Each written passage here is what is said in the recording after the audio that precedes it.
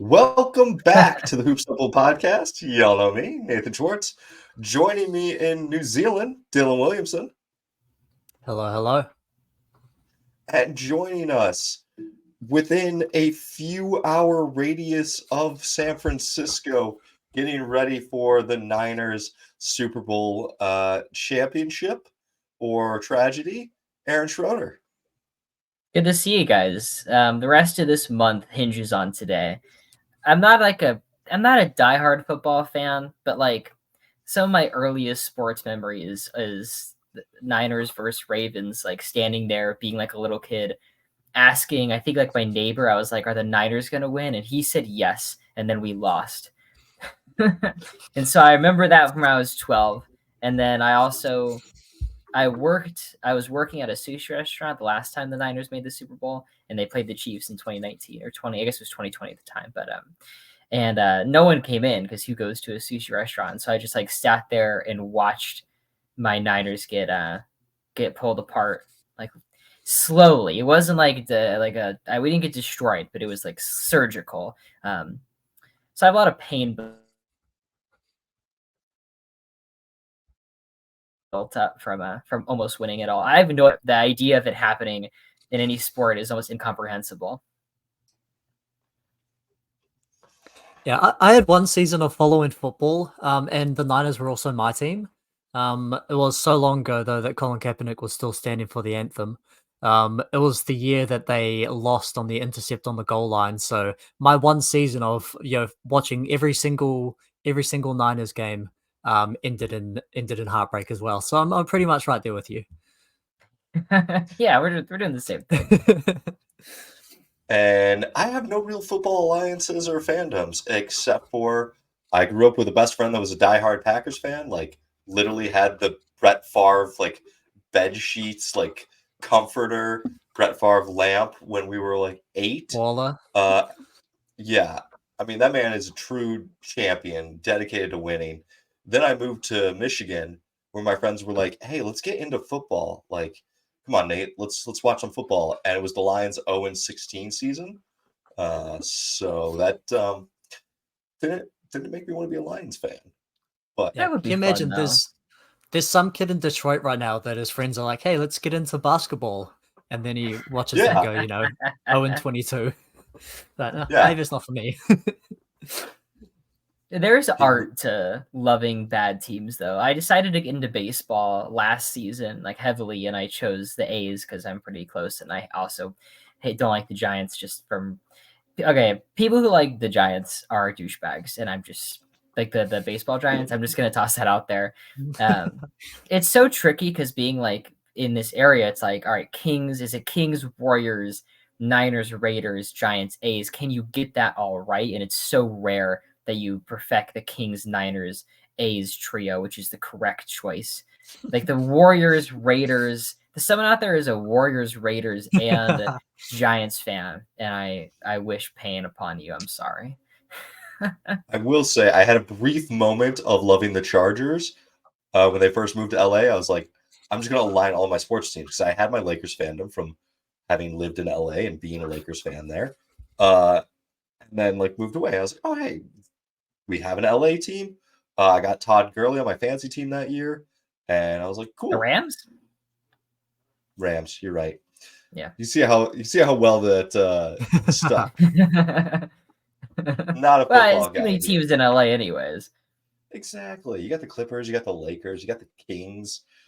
The fact that there's an LA Kings just really pisses me off. Yeah. I don't know who came first, Sacramento or LA. So, that's a good question, actually. I don't know. I'm gonna look that up. I'm curious. It makes me mad. But you know what else makes me mad? The fact that we had nothing that exciting happen at the deadline. I'd like to start by posing you guys a question. Was Bojan Bogdanovic the best player moved at the trade deadline?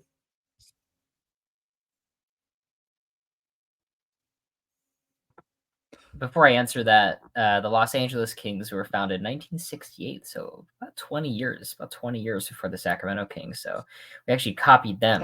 Oh. Is Bojan Bogdanovic the best player moved at the deadline? Who's the competition? It's him. It's like PJ Washington. I like Daniel Gafford. I kind of like what the Mavs did, just in terms of the players they brought in. As far Yeah, as probably, right? pieces, Go ahead. Buddy Hield, Spencer Dinwiddie Mm. technically got traded. Dinwiddie. Yeah, fucking right. Yeah, I'm gonna say yes, unless I'm blatantly forgetting someone. And that was like pretty early in the day too. It was like one of the first moves. From the Pistons perspective, what a disaster. I don't know. In my opinion, I feel like Bojan has had value throughout these past couple of seasons that wasn't apparent to the Pistons. It would have been more to a contending team. And I figured they were going to stick with him because it's like, we really want to win 9 games. Like, can we get to 10 wins? And like, what would you pay to get 10 wins? And it's like, well, keeping Bojan. But now that like the price is basically like was a couple of like seconds and Quentin Grimes, like I was pretty grossed out at that trade for the Pistons. And I just thought the Knicks really capitalized on their ineptitude. Yeah, Bojan tragically was probably the best player moved. It seemed like a good start to the trade season. It's like, okay, let's go. Bojan finally moved. You know, he's like one of those guys that just hangs around on his bad team and everyone's wanting him to get to a good team. And they finally did it. It seems like the asking price in previous seasons, if they were going to consider moving him, was 2 first-round picks. And that's kind of almost what they got. Like Quentin Grimes is probably like the value of like a late first-round pick. 2 seconds is been considered approximately equal to like a bad first-round pick. So they kind of got their 2 first-round picks for Bojan. And they made what might be controversial, but is probably the correct decision of getting future assets as opposed to trying to avoid being the worst team of all time. I'm just bummed that they couldn't even get their own pick back. Like the Knicks have a Pistons future first. It's currently like top 14 protected. I think it's top 12 protected next year, then top 12 the following year, then top 10 the next year. But like eventually, at some point, this pick, I think 2027 or 2028 is no longer. It rolls into a couple of seconds, but like I don't know, it's forever top 10 protected. It feels like you could be able to get that back at least. Like it's your own goddamn pick. It's not like I think the Knicks are going to get it anytime soon if the Pistons don't get better. But I do really like Quentin Grimes going there. Sorry, you go. I was going to ask about Grimes. You like Quentin Grimes? I don't know why I'm holding this fucking microphone. Because we're on video. You want to look professional. That's right. This microphone's not on. Yeah, Aaron's mic is dead. You mentioned Quentin Grimes. You like him going there. Tell me why. Why do you like Quentin? I'm not saying I don't believe in him, but the Knicks seem to give up completely. What do you still see? So the Knicks got better faster than they expected. And I think that just shoved Grimes out of the rotation. He wasn't getting consistent minutes and touches. It messed with his flow. But, like, I know it's the freaking rookie sophomore game, but he went off on the Rising Stars game. I forget if it was last year or the year before. It was just draining threes. Looked like one of the great up-and-comers. I was super excited that I had a bunch of Grimes stock coming into this year. I think got minutes eaten by Dante and by Josh Hart, and I get it. They're veterans, and actually Dante DiVincenzo has been playing insanely good. But if you wanted to design a player that would be good next to Cade, it's athletic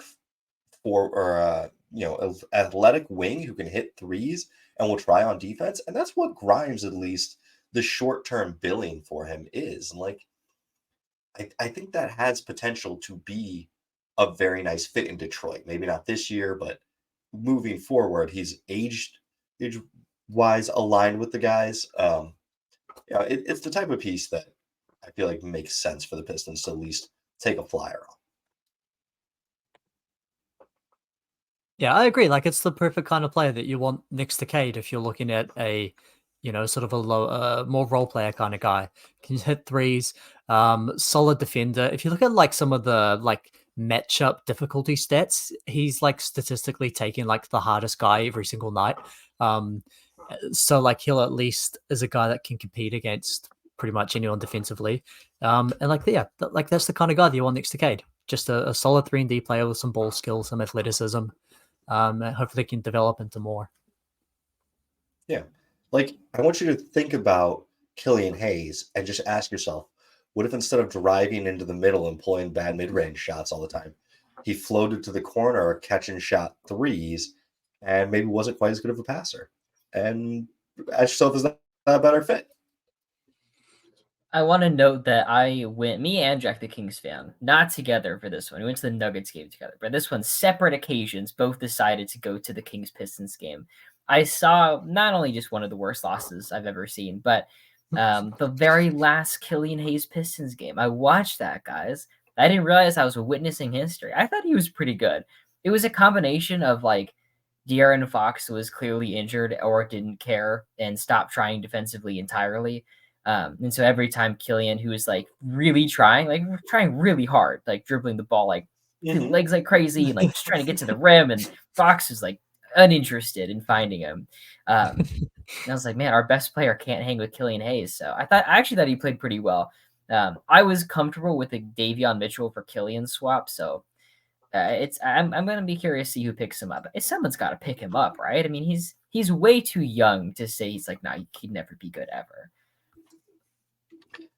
Absolutely. I mean, the Spurs were sniffing around at the deadline. The Timberwolves were rumored to be sniffing around at the deadline.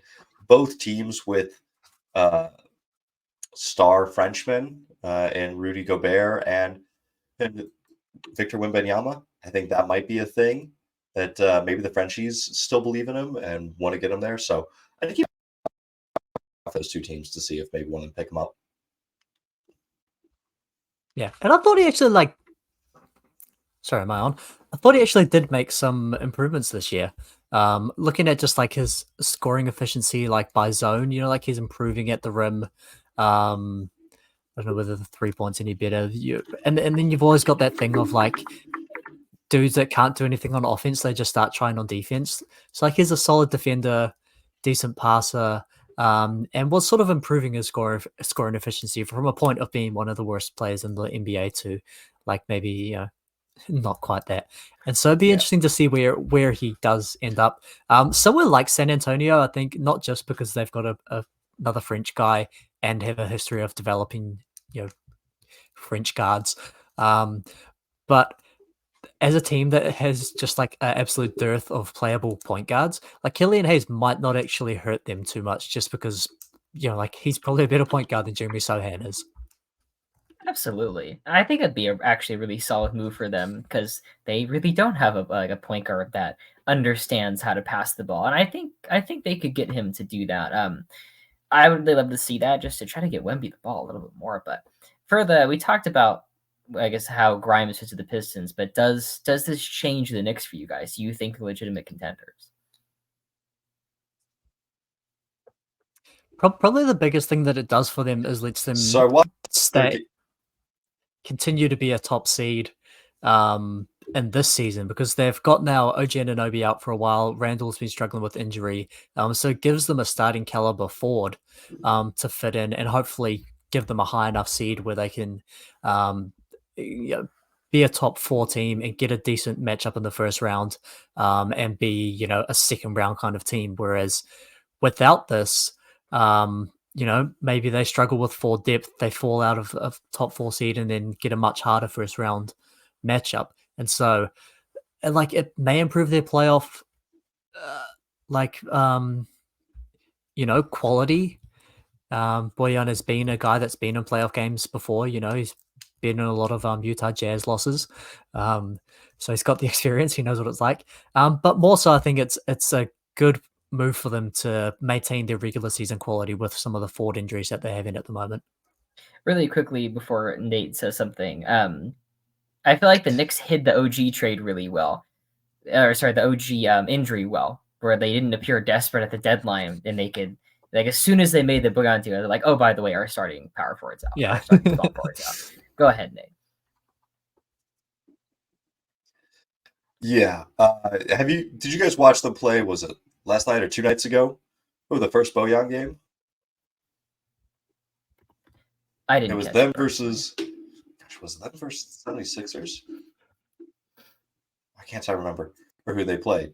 Uh, um, Looks like Pacers. Taj Gibson started at center, and it was pretty horrifying, just the lack of front court, because not just Randall and OG are out. Jericho Sims was out, and Isaiah Hartenstein is out right now. So like there is nothing. I thought we were it's the Pacers because I thought Jacob Toppin might get some play. He's over there on the bench watching his brother miss multiple dunks, just getting rim stuffed. But I don't know that I think it makes them a contender, but I think it makes them a team that can suffer through a couple of things. And like if you're the 3 seed, which they're still at the 4, but if they can get up to the 3, and all what they have to deal with is Milwaukee, or if Milwaukee drops down to the 4 and it's like them versus Cleveland to make it to the Eastern Conference Finals, I like their chances of making Eastern Conference Finals. And once you're there, all what you need is one of Philly, Boston, Milwaukee, whoever's healthy enough to make it there, to have a little bit of injuries, and then you're in the NBA Finals. So like, I like it. The other thing that I heard is that it gives them salary cap spot. It gives them Bojan's spot if they want to roll this into next year, and then trade him next year with some of those picks for another guy with a large salary. Because had they not made the move, they've got Evan Fournier. Fournier's salary would have expired or had a team option. So they could have been in a really awkward position where they pick up an $18 million option on Evan Fournier just to keep a tradable contract around and look silly doing that. So I think it's a good move all around. The Knicks were one of my biggest winners of the deadline. Who are some of your guys' biggest winners? Or is there a team or a player that you think really won the deadline? I like what the Celtics did. I feel like the East is so wide open. You really could make a case that Knicks. Xavier Tillman? That's your big move? I like them. I like this too. Yeah, thank you. I feel like the trade deadline was mostly just teams trying to like get under the cap. Like with the new salary cap implications, you really couldn't take on these huge contracts. Like I think you saw that Wiggins deal or Chris Paul, like those guys are unmovable. You can't move 30 million at the like mid-season anymore.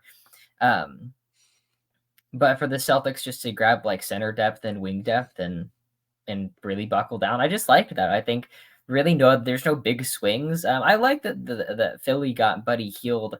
I kind of do. I like the value of the trade, like kind of like cents on the dollar, but at the same time, like I'm not really sure what their plan is going forward. But still, just value for value, I thought it was a pretty good move. Celtics and getting Buddy Hield for free, basically, right? Yeah, and just quickly, I like the fact that I'm now going to be able to clip this. Celtics. Going back to a point that Nate made about clever cap mechanics, they effectively moved Delano Banton's cheap salary for 76ers washed out first round pick Jaden Springer, who makes a lot more money, and so they can carry him into next season as better matching salary before the salary matching rules get really difficult. So that's a nice move from them. Go ahead, Nate. I was just going to say, I like the fact that I'm now going to be able to clip this together pretty easily of Aaron saying, I like Buddy Hield. So that's a win for last segment for me. Man. No, I listen, I love Xavier Tillman, a Michigan State guy, hard worker, hustler. I'm very sad that they broke up the Tillman, Jaren Jackson Jr. front court. But if Tillman's playing in the playoffs, something has gone horribly wrong. You're in foul trouble or Horford has gotten injured. Like, he's a break glass in case of emergency type of player, which, great, good to have one of those. If he's playing in the finals, something has probably gone horribly wrong. But I think he could play in the finals. And for the Celtics, this season is basically finals or bust, or championship or bust, really. I won't even say a finals appearance would make them happy. So you kind of have to be like disaster proof. And I like that the Celtics did that because their centers are pretty fragile.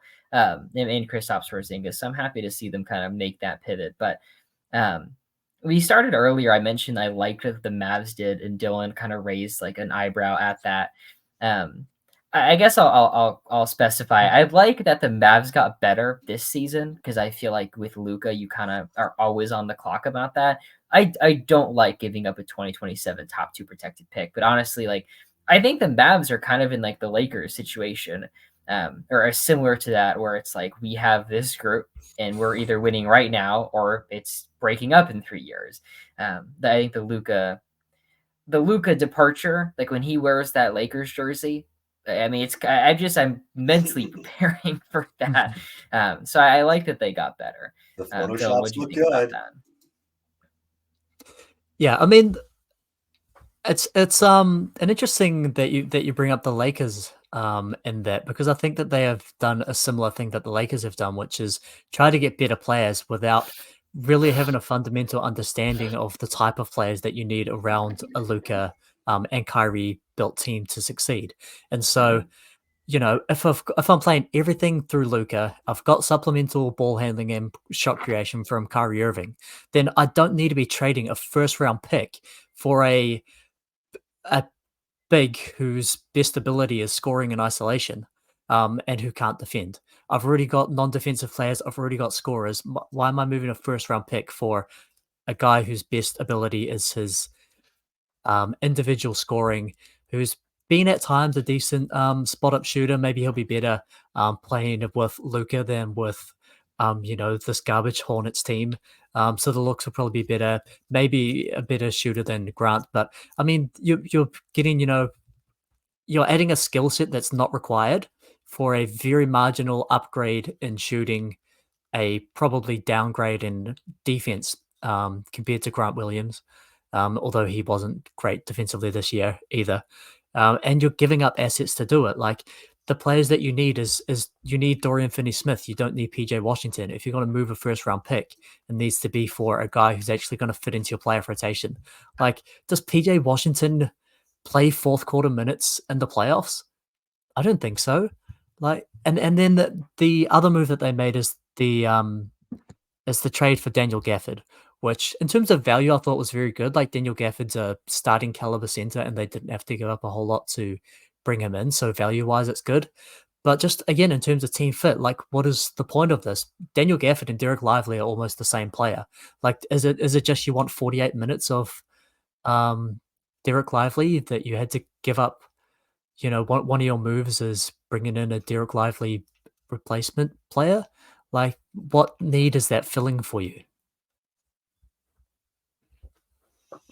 Do you know what Daniel Gafford is averaging right now for the Dallas Mavericks per 36 minutes? For the Mavericks in one game, the 6 blocks. 40 points, 19 rebounds, and 2 blocks. Yeah. And his per 36s would probably stay looking pretty good because he's competing for 48 minutes with Derek Lively. I just really like Gafford. I really do. I like Gafford. I feel like he defends the rim really well. And I just liked that fit. I wanted Gafford. Because right now we're running like a Len McGee split thing, and those are basically all the same player. And we haven't touched on the fact that like Kings did jack shit, but I guess I'm not as mad about that. Yeah. And like I said, I think Gafford is a good player. We'll talk some winners, then we'll talk some losers, then we can talk some didn't do shit. I'm sorry. When I'm done talking, I'll start to split it off. I'll be like, what do you think? What do you think? So you don't just into the void. Who wants to interrupt each other? so good. Like I said, like I think Gafford's a good player. He's like a top 25 type of center. It's just like, did you really need that? You've got Derek Lively. He's like the similar kind of player. What you needed was 3-and-D wings.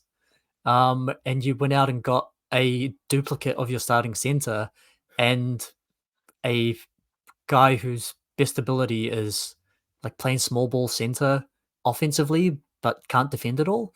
Like it's like getting good players, but not what you actually need on your team. I will say PJ has been better defensively this year. I watched a lot of Charlotte games early because they were a sneaky fun team before the Lonzo injury, and then sneaky fun actually when Terry Rozier was going off in those like first 6 games post LaMelo injury. Get my ball brothers mixed up here, but I think PJ's come a long ways. I also just think the vibes were so tarnished with Grant Williams that you needed to move off of him. You're right. It is a lot. I mean, they traded a 2028 swap to OKC to get a first to then give to Washington for Daniel Gafford. It's like that's a lot. It is going to really limit their assets moving forward. But if you want to talk about guys that fit around Luka, yeah, having a Lively and having a Gafford and having one of those guys out there for all 48 minutes. It's when Luka's out there for 46 minutes because they never take him off the court because like it works. It's a good fit. I'm calling them a winner because it's at least a good move in the short term.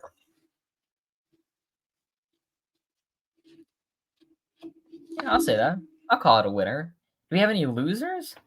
Most of the losers I feel like were the ones that stood pat. There wasn't any like, whoa, like what the fuck was that trade? But it's interesting. When the trade deadline happened, I was like, the Lakers and the Warriors not doing anything is insane.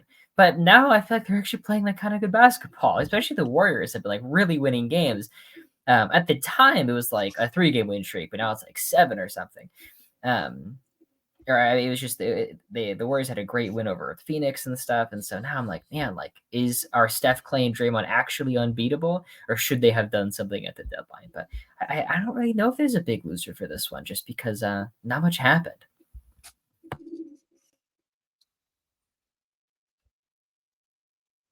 Yeah, and like you said, the big losers are probably the teams that did nothing. In particular, everyone brings up Chicago, and rightfully so. Like, they are in such a terrible place, needed to make a move. The Zach LaVine injury maybe challenges them, makes things difficult, but like at least Alex Caruso, like you needed to move Alex Caruso. The Hawks, for example, DeJounte Murray seemed like he was a definite player to be traded, and then he also didn't get moved. Maybe the asset return just wasn't there, but you've got to do something. And so I think that the losers are really the non-movers. With the Hawks, I'm reminded of their John Collins trades where they were like, we're gonna move him, we're gonna move him, we're gonna move him, and then deadline after deadline, offseason after offseason, they didn't move him, and then they finally kind of had to pay Utah to get off of John Collins. So like, I'm worried that they're gonna go down that same route. I feel like you kind of either become the John Collins where all value depreciates, and we're seeing a lot of that right now. I mean, OG, the value was much depreciated. Pascal will still fetch pretty decent value, but like Bojan, talk was 2 first-round picks a couple of years ago or last year. I think the longer you hold on to something, I really worry about Atlanta for that with DeJounte Murray. If they keep him another 2 years, like value's not going to go back up unless his play changes. You either die a hero or live long enough to see yourself become John Collins. No, I totally get that. And I guess I forgot about Chicago. So a team that hasn't made an in-season trade in a couple of years now. You know what? They have an okay team that will make the play-in. And that's what they want. And that's what ownership, I think someone asked the owner, like, what do we sell to the fans here? And he's like, a competitive group. And I guess they're kind of right. Like the Bulls just had this miserable Zach LaVine start, and it was just horrendous. And then Kobe White is this great player now, and I think they could be like a 6 seed. Like I could envision like something happening. Had that bad, they're still overcoming that bad start, but the team is like kind of competitive. It's still insane they didn't do anything, but I guess I don't know. Why am I defending this? It's stupid. It was bad. They should have traded their guys and got value. Yeah. Go ahead, Nate. I guess they just still have they have the PTSD of we traded Wendell Carter and the pick that became Franz Wagner and another pick for Vucevic a few years back. Maybe we shouldn't make deadline moves anymore. Which I understand. Sometimes you go through a bad breakup and you're hurt for a while and you don't want to jump back into the dating pool. But you gotta get back out there, Chicago. You gotta try to find love again. Trade Vucevic. Trade LaVine. I guess also some of their options were just stripped away from them. I mean, LaVine getting the surgery, being out, like no one's gonna try to trade for him then. DeMar DeRozan makes a shit ton of money. just trying to find salaries that you can mangle together to get DeMar DeRozan is very difficult. Also, apparently, DeMar DeRozan thinks he's going to get another big contract with Chicago at the end of the year.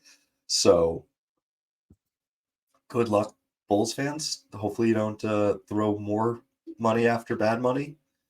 But my only other loser is a team that we already talked about, so I don't want to go too in depth on them. But it is Detroit for just getting the lack of return for Bojan Bogdanovic. I watched the Alec Burks trade happen in real time, and I was like, Burks to the Knicks, fine. Oh, hey, 2 seconds and Quentin Grimes come back. That's awesome. And like 5 minutes later, they're like, oh yeah, and Bojan going to the Knicks. I was like, that went from like a steal of a trade for the Pistons to just kind of garbage. And then to compound it, Danilo Gallinari just got cut. I felt like he was a valuable piece. His movement, his spacing, his leadership was really nice. They cut Killian Hayes. That's a guy that we were talking about trading. We weren't able to salvage any value for him. Giving up Monte Morris and not getting much back is kind of meh in my mind. Like I do not like watching Troy Brown Jr. And somehow the rebuilding Detroit Pistons gave up the third highest pick that will be in this next year's draft. So there was the multi-firsts that are like the second worst of and the worst of 4 teams: Houston, OKC, Utah, and the Clippers. One of those ended up in Utah. One of them ended up in Washington. But the Pistons gave up the Washington second-round pick, which is going to be like the 32nd pick, for a rebuilding team to give up that asset. Just, I love Simone Fontecchio, but it does not make a ton of sense to me. And that makes them a loser in my book.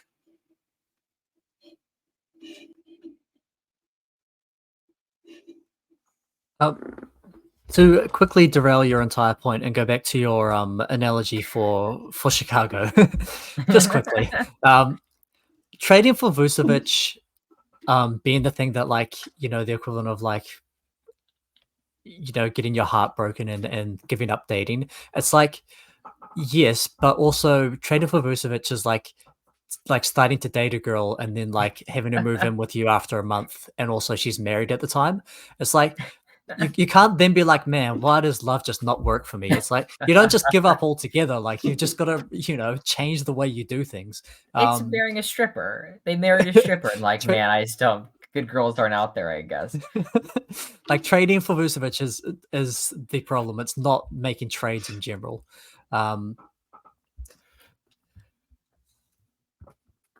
Yes, but I also just want to push back. We defend sex workers here. It's a legitimate business. It's like marrying a terrible person with lots of red flags. We don't want to vilify strippers. I'm not vilifying them. Well, I guess as a James Harden fan, I like no slander of strippers. Also, Paul George married a stripper. So as the I find myself in a position as a Clippers fan that I'm a stripper defender. So yeah, stripper defender. After cheating on Doc Rivers' daughter, who's now married to Seth Curry. Jesus Christ, guys. Well, Doc was his coach. And on the notes of Doc Rivers, Doc is reuniting with Patrick Beverley in a weird trade between 2 of the top teams in the East. I find it funny that Milwaukee's like, yeah, we don't want Campaign around. And Philly's like, we don't want Pat Beverley. And these 2 organizations, which should be diametrically opposed and competing with each other, were able to make a swap happen. Does this move the needle for either of these teams? Do you think Patrick Beverley is better than Campaign, Dylan? They're like opposite players, right? Like Campaign is he's actually been shooting pretty well this year, especially from 3. So he's like a decent offensive player, and just another guy, in addition to Lillard, in addition to God, why am I forgetting his name? The starting shooting guard by the name of Malik Beasley. A guy in addition to Lillard, in addition to Beasley, who's like gives you absolutely nothing defensively. And so Beverly is like the opposite. Like he gives you absolutely nothing on offense, but is a pretty solid defender. And in particular, if the Bucks are getting back to their the style of play that worked for them before, which is deep drop coverage and guards fighting over screens, then Beverly fits well into that. There's nothing screams Doc Rivers like getting back to the style they played 5 years ago, or at least playing guys that played well 5 years ago. Yeah, and I mean Patrick Beverly is definitely the kind of guy that Doc Rivers will just like continue to ride with as his team is giving up a 20-3 run because no one guards Patrick Beverly and they're just double teaming Giannis on every play. So like this is a harbinger of doom for the Bucks, but it's also the kind of the player that they needed. I actually like the deal for Milwaukee. I feel like what they're missing the dog. They needed the dog. The dog was not within them, and they got someone who will bring that. I'm surprised PJ Tucker's not on that team already. I mean, Montrezl Harrell will be on that team pretty soon, I imagine.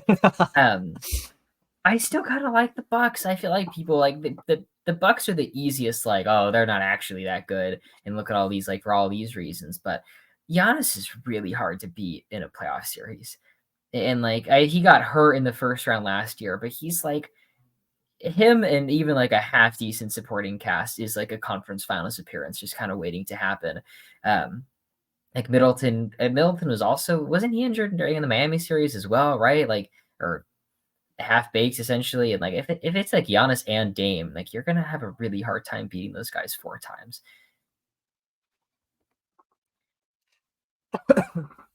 What do you think, Nate?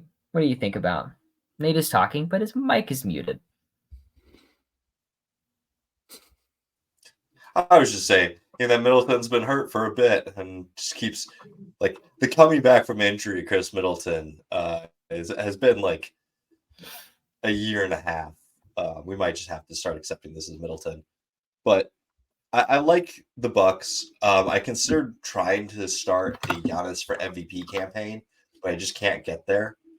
I don't think it's that far off. I don't think it's that crazy, and I think that we could be looking up in March and saying, "Is Giannis MVP? Is he? He's gone through a lot of stuff, but I don't know. Yeah, Pat's fine. I do worry about having him and Bobby Portis in a locker room together. That feels like maybe too much crazy to have in close proximity and in closed spaces. I can see it. Who is it that says like you can have one of those guys, but as soon as you get to is that an old Bill Simmons trope? Like you can have the one crazy guy, but as soon as you put two of them together, that's when it's feels like a Bill. Yeah. I feel like Milton was cooking a little bit, but then got injured recently again. From looks like December 17th to January 26th, he's averaging 17.5 points, 6 assists, about 4 rebounds on 49, 38, 86 splits. Like I feel like he was playing really well and playing in a bunch of games consecutively. He did miss one game against Sacramento in the middle of that, but if they can have him back and Dame, and I think they're back. I don't know. I still like their chances, and I feel like the getting Beverly was a pretty nice move, but yeah. Yeah, I mean it's a small move, but another small move. Phoenix getting Royce O'Neal. I actually really like that one. It's just another guy who can guard bigger wings. Because watching in the Warriors game, Durant has to be constantly good and engaged on defense, and like that's not what I want from Durant.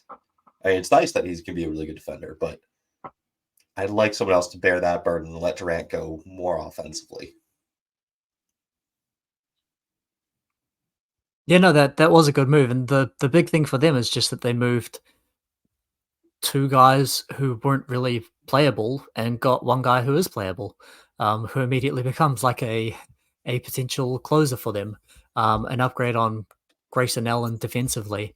Although it is underrated that Royce O'Neal is 6'4". That's really been an issue in his career. Like he's got like the game style of like a 6'8" two-way wing, but he's 6'4".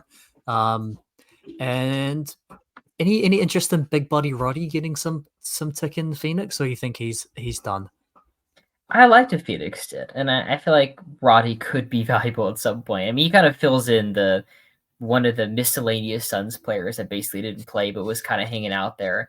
Yeah, I basically said they couldn't possibly make a deal. I didn't think they would cash in their entire end of the bench, like all 6 of them, basically, for one guy. I didn't factor that possibility in. Yeah, I honestly really like what Phoenix did. If you guys had to pick between like the 3, well, I'll give the Clippers an upgrade. They've cleared the woods. They're a contender. But between the Warriors, the Lakers, and Phoenix, which team do you like more? We'll go with Dylan first. I probably like Phoenix best. Like they have been playing a lot better as of late. They had a really rough start to the season, but I feel like they're kind of figuring it out now that they're getting healthy. They still have 3 superstars, which the Warriors don't necessarily anymore. And so I think they have just the best players. They've got now decent depth. Grayson Allen is like having like an incredible shooting season. He's been really good for them. And now they bring in one more just playable dude, which they've struggled to, piece together this year. And so I think that they are definitely a team to watch. And I mean, they might end up with like the 5th seed, and getting the 3rd seed is going to become, I think, really important because you don't want to face these guys in the first round. Looking at Phoenix's roster, I feel like they have 8 dudes that I like. The big 3: Durant, Booker, Beal. The kind of core role players: Grayson Allen, Gordon, and Nurkic. Then Josh Okogie and Royce O'Neal. I don't know. I feel like that's a deep enough playoff 8, and I feel like that is too many wings, and not enough great guard defenders, not enough great like bigger forward or center defenders. Like watching them play the Warriors last night, it was kind of just both teams went small, and I think if both teams are going to go small, the Warriors have that advantage. I cannot get it through my head, no matter what the Warriors' record is, no matter how many times I see them lose to bad teams, I just can't. My head will not accept the fact that they are not contenders anymore. I'll just turn it on, and there'll be a game where Curry goes crazy, or where Draymond is playing his defense, or even Wiggins getting random post-ups and scoring, and Kuminga flying in and dunking. My head has fully accepted that Clay is washed. Clay's head has not accepted that Clay is washed because he still will jack up the shots. But I believe in the Warriors being able to come out of nowhere and still be a contender. I know they'll do that. They find their way. They always find their way. It'll be interesting to see. And at this point, like I think Utah's out of the play-in, and I think what we have currently is how it will be at the end. Let me check the standings as they are. Let's see. With Utah and Houston falling out of it, and the Kings, Mavs, Lakers, Warriors staying in it, I think I feel comfortable with that. What do you guys think, Dylan? Yeah, I agree. So they'll get their shot. And they're not far off. I mean, they are 4.5 games back from the 6th seed, but there's still a good amount of basketball to play. So I'd be interested to see if they can grab that. The entire top 10 of the Western Conference is above 500 in the last 10 games. That's kind of crazy. I mean, they're all 500 or better on the season, so last 10 games still kind of makes sense to me. It just the West is really good. And there's a lot of young teams that are really stepping up. And the Pelicans have finally seemingly gotten things together. I'm a little bit surprised that they didn't make any moves around the deadline. It felt like they have a lot of guys that could have been consolidated into someone better, but that guy doesn't appear to have been on the market, whoever the better player would have been. And I don't know. I would have liked I would have liked more moves. I took 2 days off of work to be able to do trade deadline TikToks and uh, figure things out. And it was like, Simone Fontecchio may be the fifth best player traded from this class. Like, I think it's Bojan number one, probably Gordon Hayward number two, which we should touch on in the Thunder in a minute, but probably PJ and Gafford somewhat 3 and 4, and then boom, we're at Simone Fontecchio. That's like the fifth best player to be moved.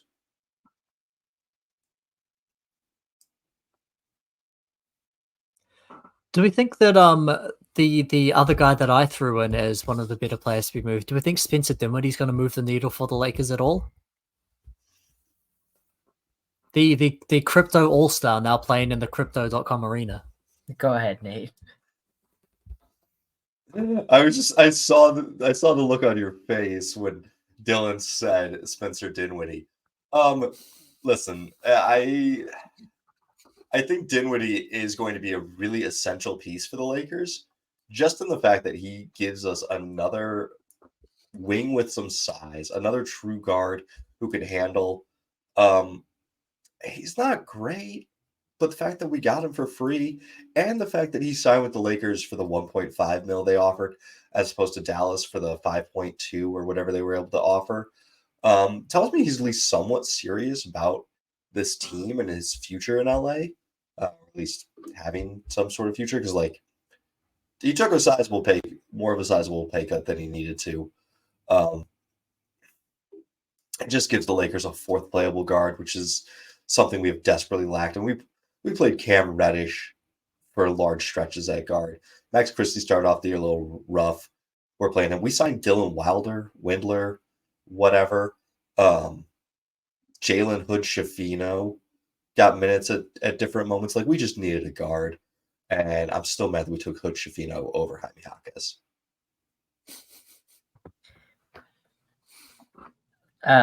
Dinwiddie is a great scapegoat. I'll tell you that. He's gonna have like a 2-10 game. They're like, get Dinwiddie off this team.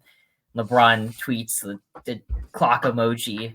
Big things soon. Spencer Dinwiddie cut. It's like, it's good. They got extra bodies to throw into the furnace, and that's perfect for them. But the Lakers guards are so subpar at times that I do feel like adding someone that can be kind of a heat check, and he'll have a playoff series where he shoots 45% from three, and you're like, man, how did this guy slip through the cracks? But he's just not someone you want long term. I think the Lakers are kind of like the linchpin for this entire deadline. The fact that they weren't interested in making any moves kind of made Atlanta needed a partner to dance with, and the Lakers were going to be that with DeJounte. But the fact that the Lakers are interested meant nothing happened, and maybe some dominoes could have fell, but it just wasn't going to happen. And Lakers are going to roll in with this core. Yeah, and on Dinwiddie, it does give the Lakers now 48 minutes of competent guard play. A big upgrade over Gabe Vincent's. Although credit to him, he has had some wonderful outfits on the bench this year. Dinwiddie, as a guy who's actually going to play, should be an upgrade there. And to make like a D&D comparison, these Lakers guards, they're rolling D20s with like an 18 difficulty as to who's going to have a good game, and you just get one more dice in hand with Spencer Dinwiddie. I like it. It also reunites him and D'Angelo Russell, which I kind of forgot about. But they were the fun backcourt for the Nets. D'Lo is the starter, Dinwiddie coming off the bench, but they still overlapped for a fair amount of time. And there were a couple of quotes that came out, Spencer, of really enjoying playing with D'Lo. And so, it's two heat check guys. If one of them's cold, we have a second one to at least kind of try out. It's not going to hurt, but that's what you get in the buyout market.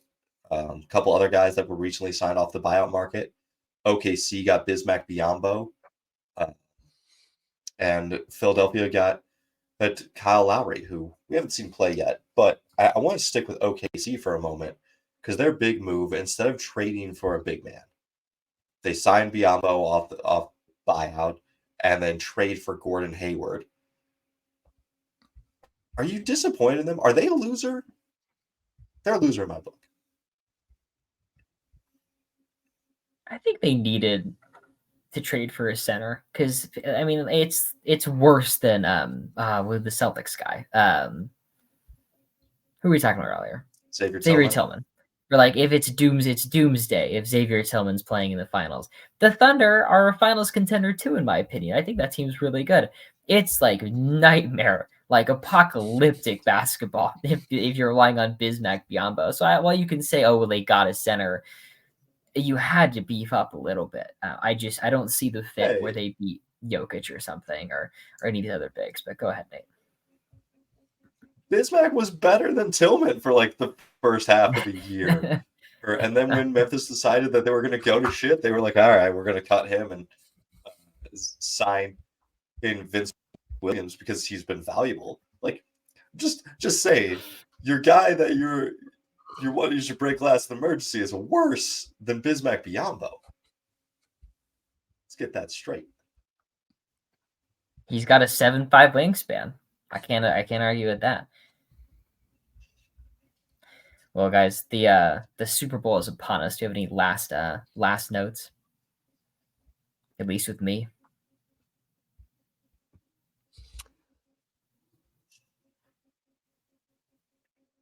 I think we're good. Nah, just kind of a deadline and nothing too exciting.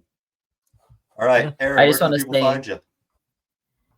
Before I go, I watched the Kings lose to the worst team in the league, and we did nothing at the trade deadline. I have practiced immense patience over the last couple of days to try to see the big picture and understand that maybe the right thing isn't immediate. You can find me on this podcast, on TikTok, Possible Chairs, and on Twitter as Possible Chairs as well. Dylan, where can people find you? On the Hoops Temple podcast. Yes, sir. You can find me here. Find me on TikTok, Nate_Hoops Temple, and email us, hoopstemple@gmail.com. We'd love to hear from you.